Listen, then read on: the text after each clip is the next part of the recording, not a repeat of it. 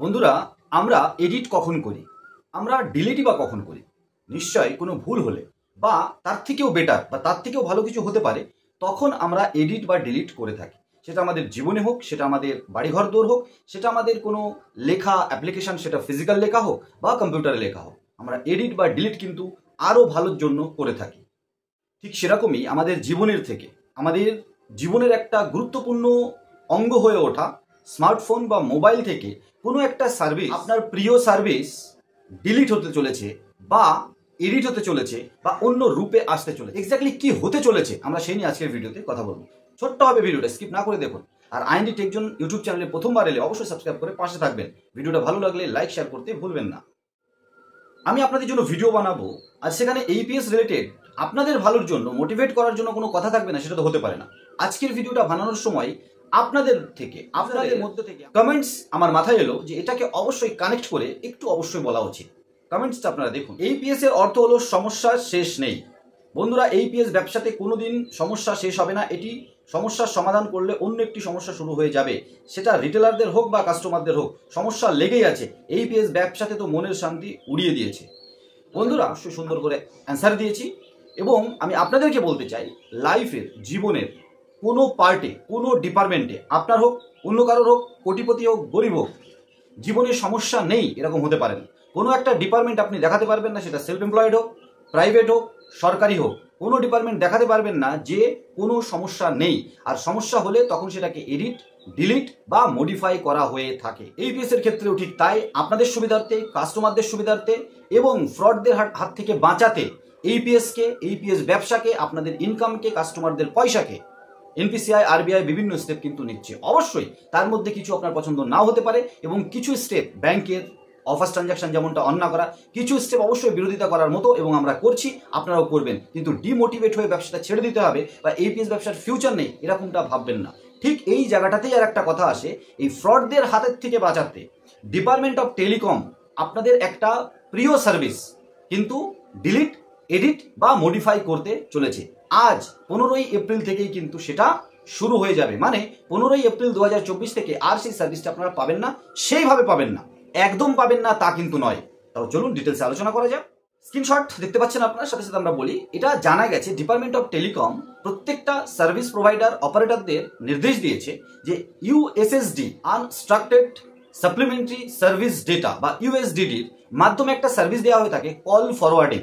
সেটা 15/4/2024 থেকে ইউএসএসডির মাধ্যমে দেয়াকে ডিসেবল করতে হবে, বন্ধ করতে হবে। কারণ এই সার্ভিসটা লুফল খুঁজে নিয়ে আপনাদের মতো বিভিন্ন ভালো ভালো কাস্টমারের কাছে, সৎ কাস্টমারের কাছে কল করতো ফ্রডরা এবং বলতো আপনার নেট স্লো চলছে, আপনার এই কলিংয়ে প্রবলেম হচ্ছে, এই হচ্ছে, ওই হচ্ছে, আপনার একটা নাম্বার ডায়াল করুন, তাহলে আপনার ফোনে সেটা শুরু হয়ে যাবে। কি নাম্বার ডায়াল করতে বলতো? *401#, যেটা অ্যাকচুয়ালি কল ফরওয়ার্ডিং শুরু বা শেষ করার জন্য ইউজ করা হয়ে থাকে। আপনাদের সুবিধার্থে টেলিকম ডিপার্টমেন্ট এটা কিন্তু নিয়ে এসেছিল।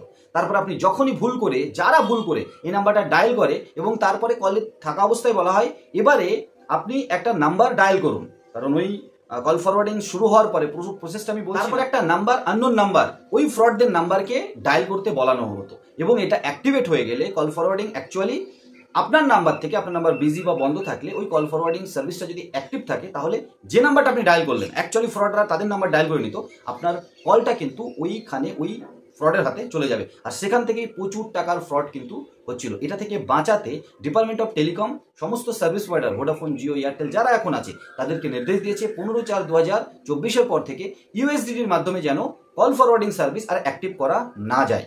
তার মানে কল ফরওয়ার্ডিং সার্ভিস কিন্তু পুরো বন্ধ করে দেয়নি বন্ধুরা। কল ফরওয়ার্ডিং সার্ভিস কি আমি বললাম বন্ধুরা, কি জন্য কল ফরওয়ার্ডিং সার্ভিস ডিঅ্যাক্টিভেট হয়ে যাচ্ছে? ডিপার্টমেন্ট অফ টেলিকম এবং ভারত সরকার এবং সাধারণ মানুষের কমপ্লেনের ভিত্তিতে যে এইভাবে কল আসার পর আমাদের সাথে ফ্রড হচ্ছে, সেই জন্য কিন্তু এটাকে সাসপেন্ড করা হয়েছে এবং টেলিকম সার্ভিস অপারেটরদের বলা হয়েছে অল্টারনেটিভ রাস্তা খুঁজে বের করার জন্য। এবং অল্টারনেটিভ রাস্তা অলরেডি আছে।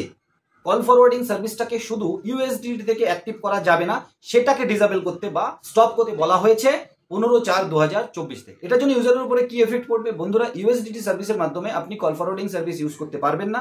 কিন্তু এটা সব থেকে বেশি লস বা সব থেকে বেশি প্রবলেম হবে, সমস্যা হবে যারা কি কিপ্যাড ফোন ইউজ করে, স্মার্টফোনের ক্ষেত্রে সেরকমটা নয়। যদিও ডিপার্টমেন্ট অফ টেলিকম বলে দিয়েছে যে এটা নেক্সট আপডেট আসা পর্যন্ত, নেক্সট নির্দেশ পর্যন্ত সাসপেন্ড রাখা হলো, পার্মানেন্টলি রিমুভ কিন্তু করা হলো না। আপনারা স্ক্রিনশটে দেখতে পাচ্ছেন পার্মানেন্টলি রিমুভ নয়, সার্ভিসটা স্টপ হয়নি, সার্ভিসটার একটা রাস্তা বন্ধ করা হয়েছে, স্টপ করা হলো, নেক্সট আপডেট পর্যন্ত সাসপেন্ড করলো ডিপার্টমেন্ট অফ টেলিকম। কারণ আপনাদের ভালোর জন্য, সাধারণ মানুষের ভালোর জন্য। কারণ বাকি যে প্রসেসগুলো আছে আমি আলোচনা করব।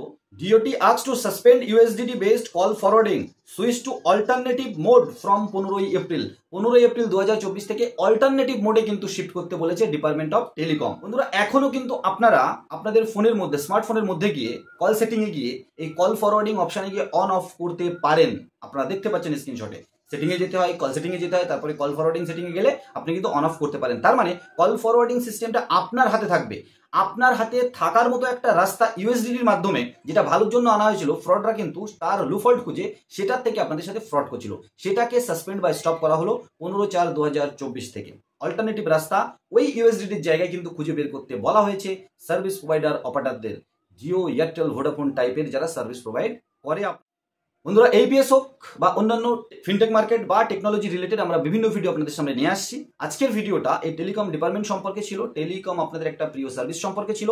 এর সাথে এপিএস কেও খানিকটা রিলেট করতে পারেন বিভিন্ন কারণে। ফ্রডদের হাত থেকে বাঁচাতে আপনাদেরকে, যারা ভালো এজেন্ট, কাস্টমার, যারা ভালো কাস্টমার, বন্ধুরা কাস্টমারের মধ্যেও ফ্রড আছে, এজেন্টের মধ্যেও ফ্রড আছে, কোম্পানির মধ্যেও ফ্রড আছে। বন্ধুরা ফ্রড তো ডিপার্টমেন্টের মধ্যেও আছে, অনেক ডিপার্টমেন্ট, এবং বিভিন্ন এক্সপোজ হচ্ছে। আমরা আনকাট ফিনটেক ইউটিউব চ্যানেলে বিভিন্ন ভিডিও আনার চেষ্টা করছি, তৈরি হচ্ছে, একটু সময় লাগবে, কিন্তু ভালো ভালো ভিডিও আসবে, আরও ডিটেলস। এই ভিডিওটা স্কিপ না করে দেখার জন্য অনেক ধন্যবাদ। ইউএসডিটি সার্ভিসের মাধ্যমে কল ফরওয়ার্ডিং স্টপ হয়েছে, কিন্তু কল ফরওয়ার্ডিং সার্ভিস বন্ধ হয়ে যায়নি।